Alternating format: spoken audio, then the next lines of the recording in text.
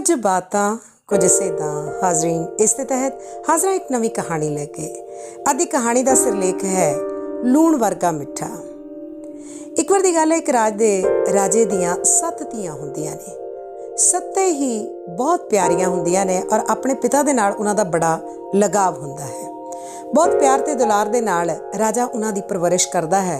जिउं-जिउं बेटियां पैदा हुंदियां गईयां उस दे राज दी चढ़दी कला ही वरतदी गई।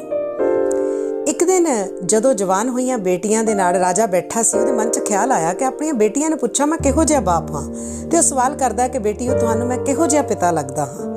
पहलियां 6 धीआं मिठियां चीज़ां दे नाल तुलना करके अपने बाप नूं दसदियां ने ते 7ਵੀਂ कहंदी है कि पिता जी मैनूं तां तुसीं लूण वर्गे मिठे लगदे हो।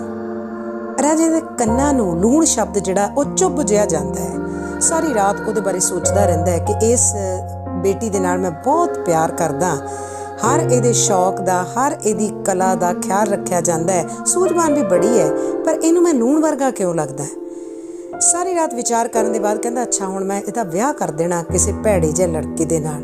सभा लगदी आ, सिपाहियां नूं राजा हुक्म दिंदा है कि जाओ कोई कोड़ी लभ के लियाओ। कहंदे महाराज काहदे वास्ते? वो कहंदा मैं अपनी छोटी बेटी दा विआह करना है उहदे नाल। सारे दंदां च उंगलां दे के सोचते ही रह जाते, अचंभित हो जाते हैं कि राजा साहब ये किहो जिहा फैसला है। महामंत्री थोड़े जे कहते कि महाराज तुसीं ये फैसला एक बार फिर सोच लो। कहता मैं सोच लिया महामंत्री, जो तुहानूं कहा सारिਆਂ ਨੂੰ ਉਹ ਮੈਨੂੰ ਕਰਨ ਦਿਓ। सिपाही चले जाते हैं, उन्होंने राज दे कोई कोड़ी नहीं लभदा। नाल दे राज की हद ते जिउं जाते हैं तो की वेखदे आ, हड्डियां दी मुठ बनया एक कोड़ी मौत का इंतजार कर रहा हुंदा है। ते इह कौन हुंदा है?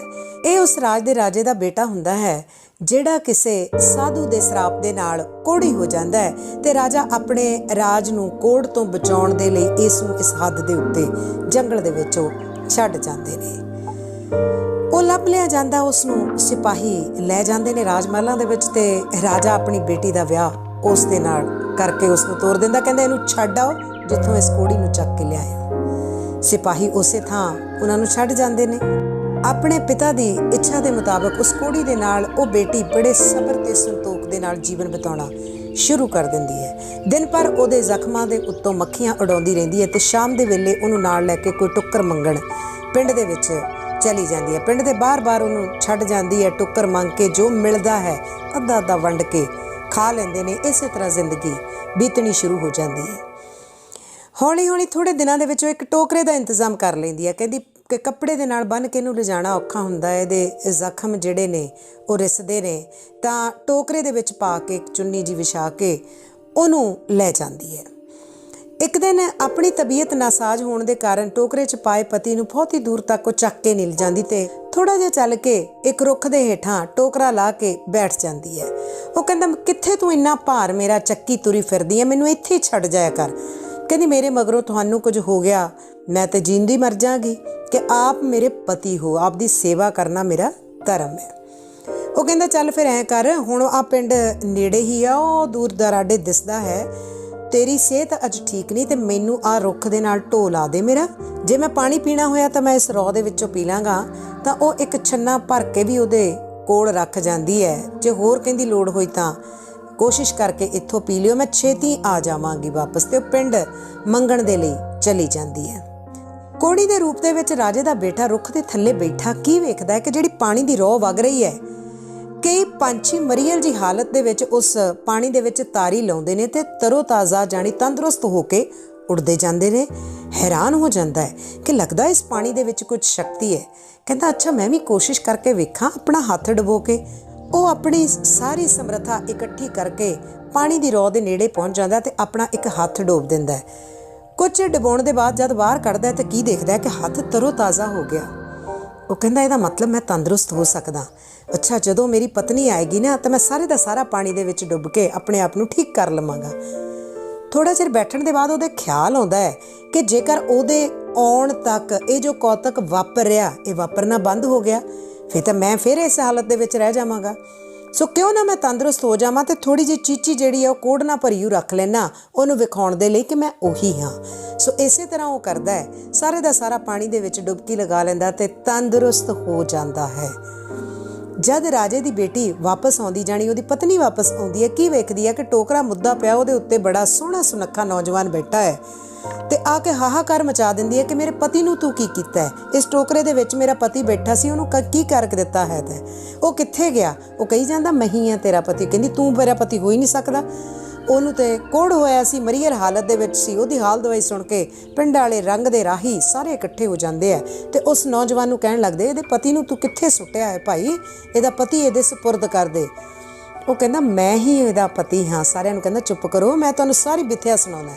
ਫਿਰ ਆਪਣੇ ਆਪ ਦੇ ਨਾਲ ਵਾਪਰੀ ਸਾਰੀ ਕਹਾਣੀ ਸੁਣਾਉਂਦਾ ਹੈ ਕਿ ਮੈਂ ਹੀ ਇਸਦਾ ਪਤੀ ਹਾਂ। ਆਹ ਦੇਖੋ ਮੈਂ ਚੀਚੀ ਇਹਨੂੰ ਵਿਖਾਉਣ ਦੇ ਵਾਸਤੇ ਰੱਖੀ ਹੋਈ, ਉਹਨੂੰ ਵਿਖਾਉਂਦਾ ਹੈ ਤੇ ਉਹ ਬੜੀ ਖੁਸ਼ ਹੋ ਜਾਂਦੀ ਹੈ। ਨਾਲੇ ਖੁਸ਼ੀ ਦੇ ਵਿੱਚ ਉਹਦੀਆਂ ਅੱਖਾਂ ਵਿੱਚੋਂ ਅਥਰੂ ਟਪਕ ਪੈਂਦੇ ਨੇ।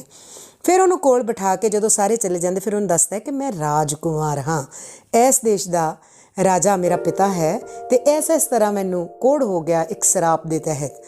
ਉਹ ਆਪਣੀ ਪਤਨੀ ਨੂੰ ਲੈ ਕੇ ਆਪਣੇ ਪਿਤਾ ਦੇ ਰਾਜ ਦੇ ਵਿੱਚ ਚਲਿਆ ਜਾਂਦਾ। ਜਸ਼ਨ ਦਾ ਮਾਹੌਲ ਬਣ ਜਾਂਦਾ। ਪ੍ਰਜਾ ਤੇ ਰਾਜਾ ਬਹੁਤ ਹੀ ਖੁਸ਼ ਹੋ ਜਾਂਦੇ ਨੇ ਕਿ ਬੇਟਾ ਮੁੜ ਰਾਜ ਮਹਿਲਾਂ ਦੇ ਵਿੱਚ ਆ ਗਿਆ, ਤੰਦਰੁਸਤ ਹੋ ਗਿਆ। ਕੁਝ ਦਿਨ ਉੱਥੇ ਬਿਤਾਉਣ ਦੇ ਬਾਅਦ ਰਾਜੇ ਦੀ ਬੇਟੀ ਕਹਿੰਦੀ ਹੈ ਕਿ ਮੇਰੀ ਇੱਛਾ ਇਹੀ ਹੈ ਕਿ ਜਿੱਥੇ ਆਪਾਂ ਨੂੰ ਪਿਤਾ ਜੀ ਛੱਡ ਕੇ ਗਏ ਨੇ ਉੱਥੇ ਆਪਾਂ ਮਹਿਲ ਬਣਾਈਏ। ਉੱਥੇ ਬਹੁਤ ਹੀ ਖੂਬਸੂਰਤ ਮਹਿਲ ਉਸਾਰਿਆ ਜਾਂਦਾ ਹੈ, ਉੱਥੇ ਉਹ ਰਹਿਣਾ ਸ਼ੁਰੂ ਕਰ ਦਿੰਦੇ ਆ। ਉਧਰ ਜਿਉਂ ਹੀ ਬੇਟੀ ਨੂੰ ਵਿਦਾ ਕਰਕੇ ਰਾਜਾ ਘਰੋਂ ਤੋਰਦਾ ਹੈ, ਉਸ ਦੇ ਰਾਜ ਦੇ ਵਿੱਚ ਨਿਘਾਰ ਆਉਣਾ ਸ਼ੁਰੂ ਹੋ ਜਾਂਦਾ ਹੈ।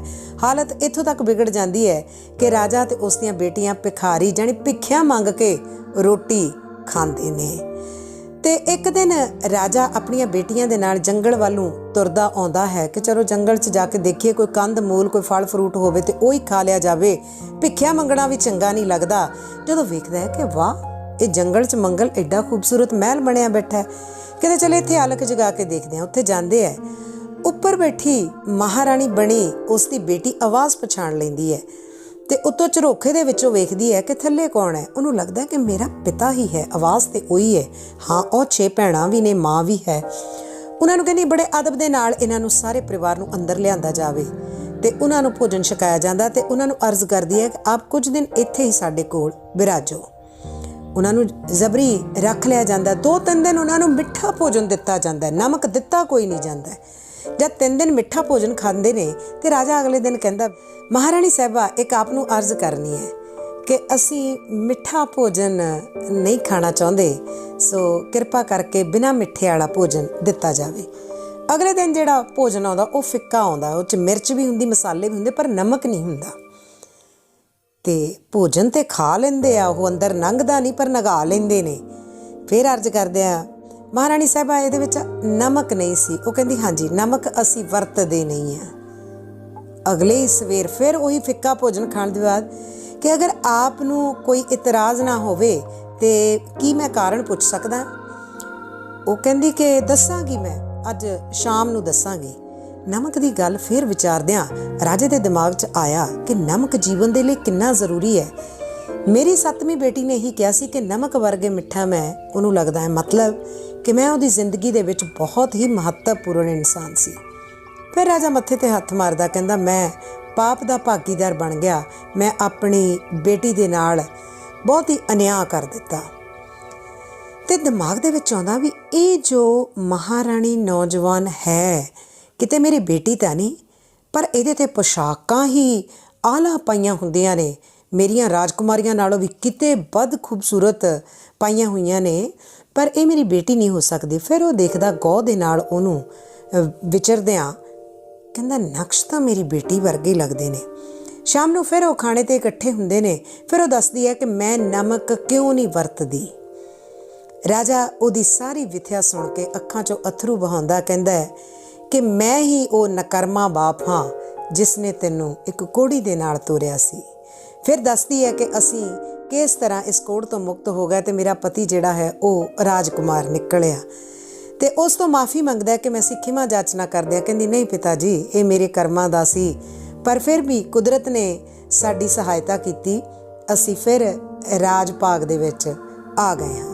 ਸੋ ਹਾਜ਼ਰੀਨ, ਕਹਾਣੀ ਦਾ ਸੰਕੇਤ ਤੁਸੀਂ ਸਮਝ ਹੀ ਗਏ ਹੋ। ਕਈ ਵਾਰ ਇਸ ਤਰ੍ਹਾਂ ਹੀ ਆਮ ਸਾਡੀ ਜ਼ਿੰਦਗੀ ਦੇ ਵਿੱਚ ਵੀ ਵਾਪਰਦਾ ਹੈ ਕਿ ਸਾਹਮਣੇ ਵਾਲੇ ਦੇ ਸ਼ਬਦਾਂ ਤੋਂ ਉਸ ਦੀ ਗਹਿਰਾਈ ਨਾਪਣ ਦੀ ਬਜਾਏ ਉਤਲੇ ਮਨੋਂ ਹੀ ਅਸੀਂ ਵੱਡੇ ਨਿਰਣੇ ਕਰ ਲੈਂਦੇ ਹਾਂ ਤੇ ਉਹਨਾਂ ਨੂੰ ਆਪਣੇ ਅਜੀਜ਼ ਹੋਣ ਦੀ ਬਜਾਏ ਨਫ਼ਰਤ ਭਰੇ ਰਵੱਈਏ ਦੇ ਨਾਲ ਆਪਣੇ ਦੁਸ਼ਮਣ ਸਮਝਣ ਲੱਗਦੇ ਹਾਂ।